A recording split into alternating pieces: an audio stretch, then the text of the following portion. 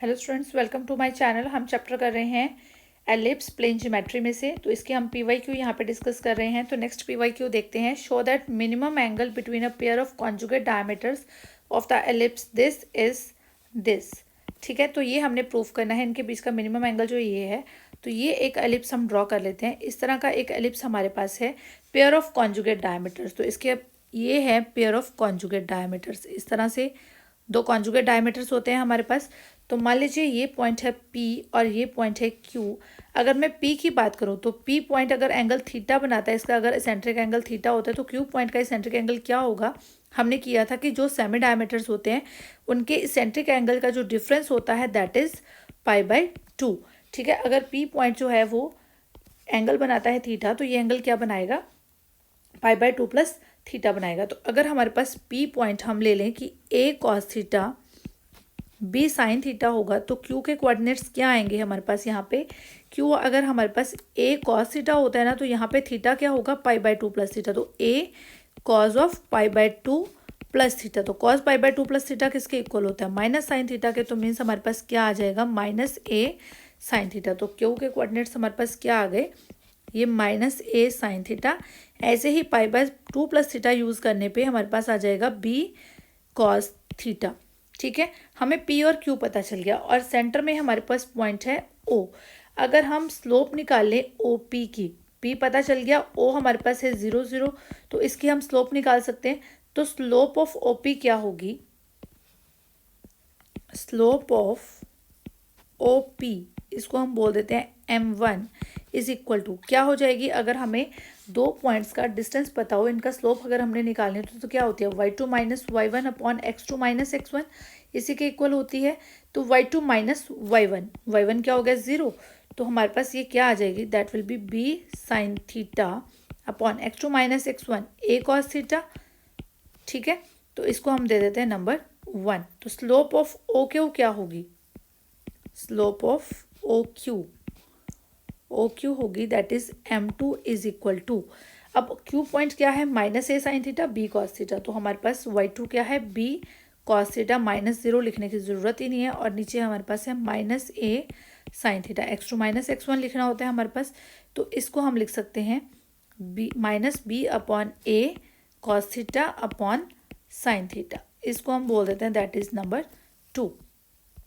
अब देखिए हमें क्या निकालना है, हमें निकालना है minimum angle between the pair of conjugate diameters. इनके बीच जो मिनिमम एंगल है ना, वो हमें फाइंड आउट करना है। तो let phi be the angle between diameters, let phi be angle between diameters. अगर वो डायमीटर्स के बीच में एंगल फाई है, तो हमें क्या पता चल गया, जो दो डायमीटर्स हैं हमें इनकी स्लोप पता चल चुकी है।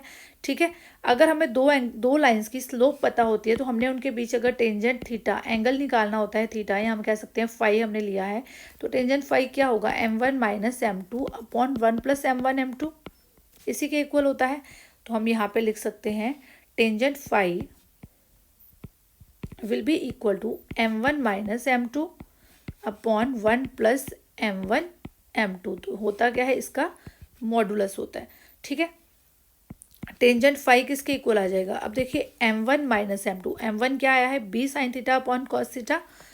तो ये आया है b sine theta upon a cos theta minus, तो ये हमारे पास आया है b cos theta upon a sine theta, और ये माइनस का आया तो minus minus plus b cos theta upon a sine theta divide by 1 plus M1 M2। तो इनको मल्टीप्लाई में लिख देते हैं, 1 प्लस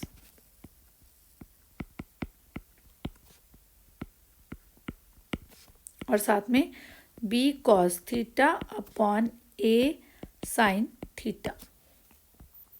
क्लियर। तो tangent phi is equal to, अब यहाँ पे देखिए कॉस थीटा एलसीएम में जा रहा है, साइन थीटा एलसीएम में जा रहा है, तो a cos theta sine theta, b upon a तो कॉमन ही निकल रहा है, b अपॉन ए कॉमन निकाल देते हैं। तो यहाँ पे साइन थीटा कॉस थीटा हमारा एलसीएम आ गया, तो हमारे पास आ रहा है sign square theta plus cos square theta. और डिनोमिनेटर में क्या आ रहा है, देखिए ये साइन थीटा और ये sine theta cancel, cos theta cancel, तो बचा क्या, यहाँ पे हमारे पास है माइनस बी अपॉन ए, तो ये है माइनस बी अपॉन ए, तो बचा क्या हमारे पास 1 minus b square upon a square. ठीक है, तो इसको हम क्या लिख सकते हैं, this is equal to b upon a sine square theta plus cos square theta that is equal to 1, तो ये आ गया 1 upon sine theta cos theta. तो डिनोमिनेटर में हमारे पास है a square minus b square upon a square. तो चलिए इसको हम लिख लेते हैं B upon A into A square upon a square minus b square. अब यहाँ पे हमारे पास है 1 अपॉन, ये इसको हम लिख सकते हैं 2 साइन थीटा कॉस थीटा। ठीक है, और मल्टीप्लाई हम ऊपर भी कर देते हैं 2 के साथ, बिकॉज हमारे पास 2 साइन थीटा कॉस थीटा का एक फॉर्मूला होता है, इसलिए हमने 2 से मल्टीप्लाई ऊपर कर दिया, नीचे कर दिया, क्योंकि साइन थीटा कॉस थीटा अकेला हमें कुछ नहीं बता रहा था। ठीक है, तो हमने क्या किया, 2 से मल्टीप्लाई कर दिया, डिवाइड भी कर दिया, तो ये ए और ए कैंसिल आउट हो जाएंगे, एक ए यहाँ पे कैंसिल आउट हो गया, हमारे पास क्या आ गया, a b upon a square minus b square, 2ab कर दें, जो ये 2 है इसको भी यूज़ कर लें, 1 अपॉन साइन 2 थीटा, और ये किसकी वैल्यू है, दिस इज टेंजेंट फाई की वैल्यू है। देखिए जो साइन 2 थीटा होता है ना हमारे पास, वो कहाँ लाई करता है, साइन थीटा की वैल्यू जो है वो -1 और 1 के बीच में लाई करती है। ठीक है, तो यहाँ से साइन थीटा की वैल्यू हमारे पास क्या आ जाएगी, दैट विल बी 1, तो हम कह सकते हैं tangent phi will be equal to 2ab upon a square minus b square, और साथ में हम मेंशन कर देंगे कि sine 2 theta is equal to 1। ठीक है, तो फाई की वैल्यू क्या आ जाएगी, that will be tangent inverse 2ab upon a square minus b square. ये चीज़ हमने प्रूफ करनी थी, तो जल्दी से चैनल को सब्सक्राइब कर लो। Thank you.